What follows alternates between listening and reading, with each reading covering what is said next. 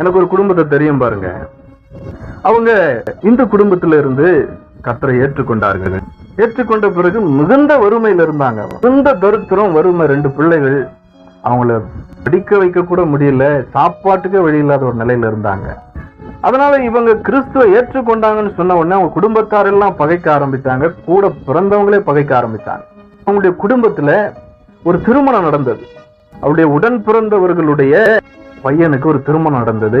அந்த கூட பிறந்த சகோதரர் என்ன செய்தார், அவருடைய வீட்டை தேடி வந்தார். கார்ல வந்தார். தேடி வந்து, ஒரு சின்ன வீடு, குடிசை வீடு தான். உள்ள வந்து ஒரு பெரிய தட்டை எடுத்தார். அந்த தட்டு நிறைய பழங்களும் நகைகளும் எல்லாத்தையும் வச்சு, கட்டுக்கட்டா பணத்தை வச்சு, நகையை வச்சு, ட்ரெஸ் எல்லாம் வச்சுட்டு அந்த தட்டுல கொண்டு வந்து முன்பதாக வைத்தார்.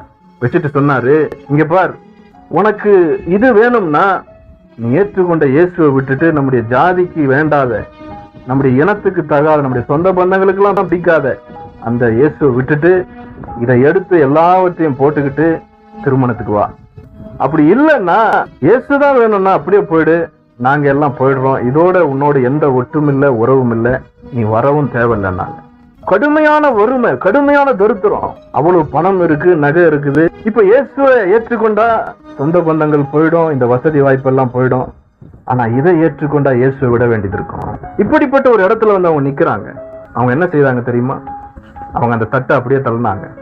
தள்ளிட்டு சொன்னாங்க, எங்களுக்கு இயேசு போதும், எங்களுக்கு இயேசு போதும், என்ன ஆனாலும் பரவாயில்ல, நீங்க ஏற்றுக்கொண்டாலும் பரவாயில்ல, ஏற்றுக்கொள்ளாலும் இதை கொண்டு போனா கூட எங்களுக்கு பிரச்சனை இல்லை, எங்களுக்கு இயேசு போதும், அவர் எங்களை நடத்துவார்னு சொன்னாங்க.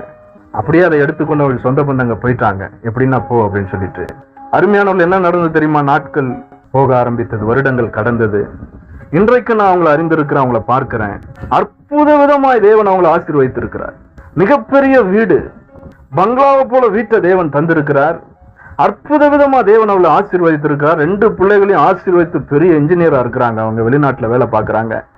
மிகப்பெரிய லட்சாதிபதியா தேவன் அவர்களை மாற்றி இருக்கிறார். இன்றைக்கு சொல்றாங்க, யாரெல்லாம் வேண்டாம்னு சொல்லிட்டு போனாங்களோ, இன்றைக்கு அவர்கள் எல்லாம் ஒவ்வொரு விசேஷங்களுக்கும் அவருடைய வீட்டை தேடி வருகிறார்கள். நீங்கள் கண்டிப்பா வரணும், நீங்க வந்தாதான் எங்களுடைய விசேஷங்கள் சிறப்பா இருக்கும்னு சொல்லி தேடி வந்து கூப்பிடுகிறார்கள். அப்படிப்பட்ட விதத்தில் தேவன் அவர்களை ஆசீர்வதித்து உயர்த்தி இருக்கிறார். Praise the Lord. அருமையானவர்களே, தேவனா மனிதனா அப்படின்னு வரும்போது தேவன் தான். அவருடைய வார்த்தைக்கு உட்பட்டு தான் நேசிக்கணும் சொந்த பந்தங்களை கூட. அவருடைய வார்த்தையை புறக்கணித்து நீங்க ஒருத்தர் அன்பு கூறுவீர்களானால் அந்த அன்புல எந்த அர்த்தமும் கிடையாது. தேவனுடைய வார்த்தைக்கு அட்ஜஸ்ட் பண்ணாம அவருடைய வார்த்தைக்கு உட்பட்டு சிநேகிக்கணும், அதுதான் அன்பு.